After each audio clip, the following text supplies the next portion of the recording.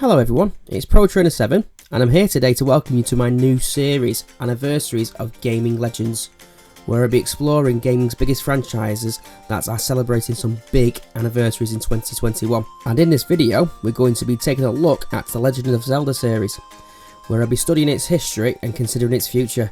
But my primary focus in this video will be the main series games. So, without further ado, let's get into it! The first Legend of Zelda title first came to the NES, the Nintendo Entertainment System, back on the 21st of February 1986 in Japan. Then it came over to the US on the 22nd of August 1987. Then finally found its way to Europe on the 27th of November on the same year. The basic gist is that you are hero in the making Link, where you set off on an adventure to save the Kingdom of Hyrule from the evil Ganon, or in later titles known as Ganondorf, who is out to possess the mystical Triforce so he can rule Hyrule with an iron fist for eternity. The Legend of Zelda series has gone through many changes over the years, but one of the most beloved adventures is Legend of Zelda: Ocarina of Time. This title made the jump into 3D, releasing on the N64 in 1997. This game was the entry point for many gamers, including myself, and I've personally enjoyed every single main series title since. But Ocarina of Time provided the template for future Legend of Zelda titles, utilising new developments in console technology of the time. A great example of this is in Twilight Princess, the Wii version of the game. You find yourself swinging the Wii remote vertically and horizontally, where it mimics it on screen, but not perfectly. That doesn't come in until Skyward Sword is released later on down the Wii's lifetime, where it comes with the Motion Plus if you ever get lucky to get the packaging for it. But I had the Wii Motion Plus to click on my current Wii remote at the time, and what I found was, with this new technology at the time, it would follow your sword perfectly.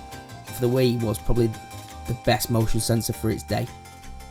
And not to mention, I really did find it fun because it works as well with your nunchuck for the Wii. So you can activate your shield at the same time, so you can just like bounce attacks off enemies. And I would honestly say I reckon Nintendo thought it through in terms of mechanics for things like that. During the Wii U's run though on the market, we got HD remakes of The Wind Waker and Twilight Princess. But the Twilight Princess game, the special edition, came with Wolf Link, which would be used in a future Zelda title. But then something happened. Nintendo decided to show off another game, which was, and this is my favourite title in the series, well, and not to mention that, the most recent additions to the franchise, Legend of Zelda: Breath of the Wild. But Breath of the Wild was also a launch title for the Nintendo Switch, but Nintendo released it for the Wii U anyway, so what makes this title stand out more than the rest? Well, let's see. In previous Zelda titles, you'll see you have to do the dungeons in a certain order, where in Breath of the Wild, you can go straight to Ganon and, attempt to beat him, but in Breath of the Wild, you have to revive the mechanical beasts first, which if you want to make it easier on yourself, and in reviving them, makes the end game a lot easier. On the same note as well, you don't have to revive the mechanical beasts in a certain order though. You can do it in whichever order you like, because they all have their own little plot points in the story. So you don't have to do them in an order that the game tells you, which it doesn't actually, to be honest, but you can do it in a certain order, which makes it a lot different from previous Zelda titles that we're used to, or grown accustomed to. But in true Zelda fashion, each area, each dungeon, well, mechanical beast in this case, has its own boss, and you defeat them and you unlock it, which makes, as you know, the end game much more easier. There are also a few more mechanics that I enjoy in this title as well, like your weapons break, for example, apart from when you get the Master Sword, because when you get the Master Sword, if it runs out of energy, it will need time to recharge back up, so then you have to switch to another weapon. But I better make this clear as well, your shields also break, so do your bow and arrow, so which makes it a lot more, I don't know, more, I'd say, it can be a bit annoying at times, but once you get through enough of the game, it's easy to re-pick old weapons back up again. One of my favourite mechanics, which was introduced in this title, I found was the cooking mechanics, which help you regain health better on the move. So you find certain items like mushrooms, berries, what else is there? Meat through hunting, and honey from honeycombs and things like that. You find these all dotted around Hyrule's landscape, and you will find that you can cook it, or you can buy things like butter and wheat from shops and stuff, and you can do a whole slew of meals, should we say, that you can carry on the move, and it helps you regain your health. And they all have certain properties, like they work better in cold environments, so you can have something that will keep you warm longer, or keep you cool longer in hot climates like the desert, like the Gerudo Valley. And I find that to be a really, really good mechanic, I find. And with mechanics like this in this title, I find it to be really, really enjoyable. I'm still playing it to this day, and I absolutely love it, and I cannot wait for Breath of the Wild 2, or the sequel, or whatever you want to call it. With all that said, let's have a look at the future of this franchise. In my view, I see Breath of the Wild to be like almost the pinnacle of this franchise. But what Nintendo need to do going forward, I'd say, is I'd keep the formula for Breath of the Wild, because it's proven flawless, almost flawless, should we say, because nothing's perfect, let's be honest. I reckon that, yeah, Nintendo definitely need to keep this going forward and try not to overdo it, should we say. What I mean by that is, don't fill up every nook and cranny of Hyrule with challenges to do or things like that, because it does prove to be, it can be a bit samey sometimes, because if you're doing the same thing over and over again, it makes it run a bit samey or bland, or, you know, it just makes it go stagnant, to be honest. But they need to keep the formula, definitely, but they need to have new ways of improving upon it. Like, I don't know, we've seen a lot of RPG titles, you can customise your character. I know Breath of the Wild touched upon that, but for example, I'd like to see old tunics coming back, should we say. We did see through Amiibo that you got Link's tunic from Ocarina of Time,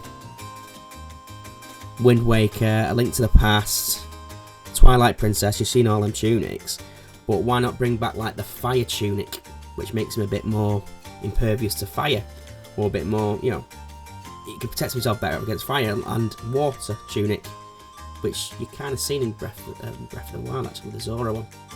Ignore that one. But you can see my point. I reckon Link should be more customizable, and also his weapons too. Like you can, I don't know, see on the Switch touchpad, draw your own little designs on the shields and stuff. You know, like your own little Hylian symbols and stuff, and customize your own Hylian shield in the shop or something. Because I think tiny little things like that would do it a lot of justice, and make it more or less your own game, which I find it can be quite a new experience for people. And also, what I'd like to see as well in the new future Zelda titles, I'd like them to bring back the hook shot, please. I love that weapon, and that was more of a tool as well. You know, you can jump from roof to roof and stuff, and it can help you. Just implement that more, because you can find other secrets throughout Hyrule more easier. If there's one thing that can be said about Nintendo titles, especially future Zelda titles, is that they will be brilliant. Nintendo are perfectionists on these games. I mean, look at Breath of the Wild, this took years to come out. It was originally going to be a Wii U game, but they thought, you know what, we'll release it for the Switch, as well as a launch title, and it has done very, very well. In fact, the launch year that Breath of the Wild came out won Game of the Year, which is not surprising really, because if you played this title, it is absolutely immense. But here's my predictions for the 35th anniversary of Legend of Zelda. Number 1, I reckon they'll release the N64 on Nintendo Switch Online, and in doing so, they'll release Ocarina of Time and Majora's Mask.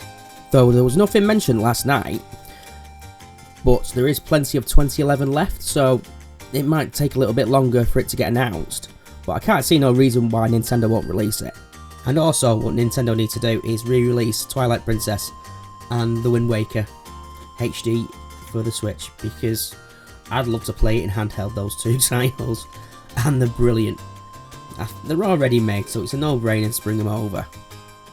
And last but not least, it has been confirmed that Skyward Sword HD is coming to the Nintendo Switch, which I am very, very glad about.